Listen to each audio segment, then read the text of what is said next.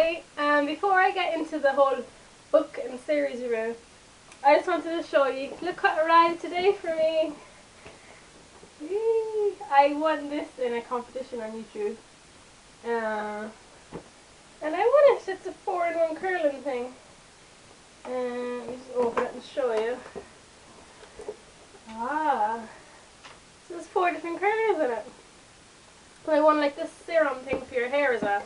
The only thing is I can't use it yet because in Ireland our plugs have like the 3 things, and with this one it came from Florida, so in America the plugs have only 2 pins, so I have to find some adapter or something to be able to use it. So I couldn't curl my hair with it today, but eventually I'll find a proper plug thing to use it. Okay, but anyway, today it's not about curling hair. It's about a book or series called the Dark Divine series by Bree Despain. I think that's how you pronounce her surname. There's 2 books in the series so far, and the 3rd book, called The Savage Grace, is out next March 2012. But so I read the first book, and like, it wasn't my favourite book, and I was not in the mood to read the second one, so I wasn't really going to. And I was like 90% sure I wasn't going to read the next one. And then, I don't know why, but I went onto the author's website and there's like a trailer to the second book. And usually with those trailers, they're just like the cover floating around with music in the background. But this was like a genuine movie trailer. It was like a movie trailer. And it did its job. It got me excited and it made me want to read the second book. So I did. I read the second book. And I think it was a bit better than the first one. Yeah, it didn't drag out as much. The story, anyway, with the Dark Divine series, it's about a girl called Grace Divine, and she's kind of like the pastor's daughter. And this person comes back into her life after being gone for 3 years, and she finds out he has a secret, and the secret is he's a werewolf. And so this series is all about werewolves, but the author does something really strange with the whole werewolf mythology. I don't even half understand it. Like, if you get bitten by a werewolf, there's like, you get kind of powers, and then if you do some like violent act, a predatory act, the wolf will come out more, and you become an urbat, which is like a hound of heaven. They fight for God and they, do good. And then if you kill someone in an act of violence, you become a werewolf. And you can turn into a wolf. So you always have to be careful that you don't go too violent, or else the wolf will overcome you. And it sounds a little bit confusing. And so yeah, like, for the first time ever, I wish the author would just stick with the like traditional werewolf myth, because I think that would have been better. But anyway, so at the beginning I really liked the book. I thought it had an interesting beginning, an interesting premise at the start, because Grace, this guy comes back into her life, Daniel, and I was instantly kind of interested in what happened there. There's like a big secret about why he left and what he did to her brother, and I was really interested in all that. And then unfortunately, after he came back and after they all got over the shock of it, the book just totally dragged out in the middle. Like, nothing was really happening. It was just Grace wondering what's up with Daniel, what's up with her brother, and that was about it. And the ending got a bit more exciting again. It was kind of like Twilight-like as well for me, in that she had the whole internet search about what he was, and the whole discussion of when he tells her what he is. It reminded me of the discussion in Twilight, and the writing and the dialogue was very cheesy as well, I have to say. It was really simple writing for one, and it was kind of on the cheesy side. Sometimes Grace got a bit whiny and sulking, and that wasn't a very likable quality in the main character. As I said, I do think the second book was a little bit better, just because it didn't drag as much, and it was exciting, and it kept me more engaged than the first one did.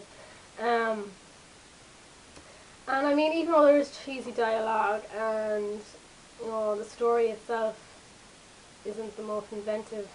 There are some good elements in there, and I do think it was, you know, enjoyable enough.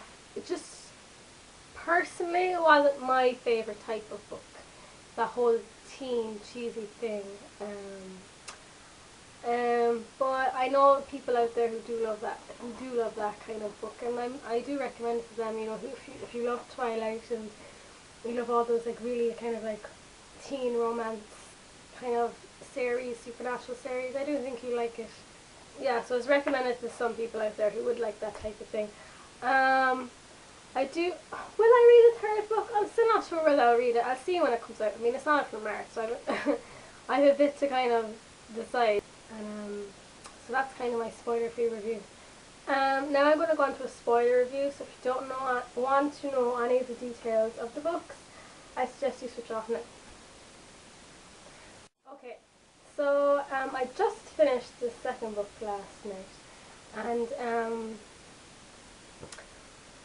yeah. So the biggest problem I have with this, I don't know if it's the biggest problem. One of the problems I have with the second book is that the author is like she's afraid to push her characters more or push the elements of the story more. Like, you know, I know Grace is the pastor's daughter, and you know, sex before marriage, and she's not even allowed to be alone with Daniel in his house or anything like that.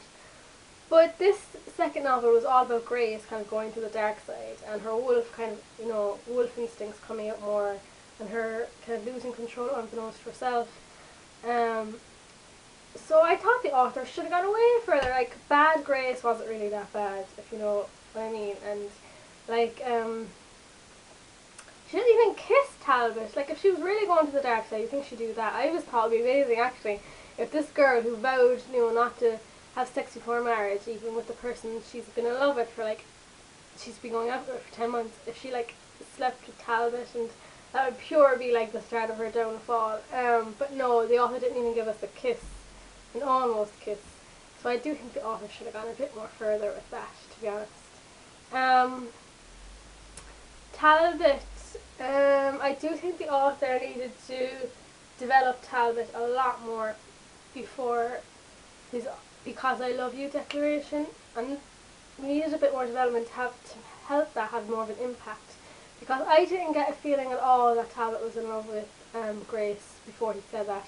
I got the feeling he was attracted to her and he had some fondness for her, but no way near being in love with her, and that kind of came out of nowhere. The author really needed to set that up more, and she also needed to set it up. Like, we found out that he was supposed to bring Grace to Caleb, and he never did, and we didn't even get an inkling at that was his you know, command. Like, we didn't see him act conflicted at all when he was around her, you know, that he had to bring her to Caleb, but he didn't. Like, we didn't see any evidence of that, and the author needs to set up those things so when we finally read about them, we'll appreciate it even more, and the author just didn't do that. Also, one good thing I thought was really good reveal when, you know, Talbot was trying to drag Grace away, and then Jude came along and she didn't know who to go with, and then she realised, oh, Caleb was the bad guy, or sorry, Talbot was the bad guy, so she went to Jude, and then Jude turned out to be the bad guy. I thought it was really good, and then it was kind of ruined in that, like, we thought Talbot was bad, and we're, oh no, he's not bad, Jude is bad. And then it was ruined because we find out, actually, no, Talbot was bad as well. So you can't do that. You need to have, you know, like, a good guy and a bad guy, not like a bad guy and a guy we thought was good, but no, actually he's really bad. We were right with our first instinct. So that was kind of made, you know, wasn't done really well. But besides that, I really liked him at the beginning when we first was brought into it. I was just sick of Daniel by then. He just seemed so annoying in this book. I know he was off searching for answers. Oh, he was just not likeable in this book, and he was just, like, he's described as an angel, and then this Talbot came into it, this kind of like sexy, kind of nice, kind of funny guy, and you're like, yeah, Talbot just seems better. So I did like the beginning of the first book, and you know, the minute Daniel came back and Grace was like, oh my god, I didn't see him in 3 years, you know, I was captivated immediately, and I thought it was really original what the author was doing. It wasn't just like, oh, she meets this new guy and she falls in love with him straight away. You know, they had a history, so like the author set up a path, which was good. And I didn't see the end coming too, where Grace got bit. I did not see that coming, so that was interesting. But I mean, there were lots of kind of holes and imperfections in there too. As I said, the final part of the second book where we find out Daniel is stuck as a werewolf, that seemed more like the end of a chapter rather than the end of a book. Let me know what you think of the series. You know, it's okay. It's not the worst and it's not the best, but it's okay. And that's my review. So thank you very much for watching.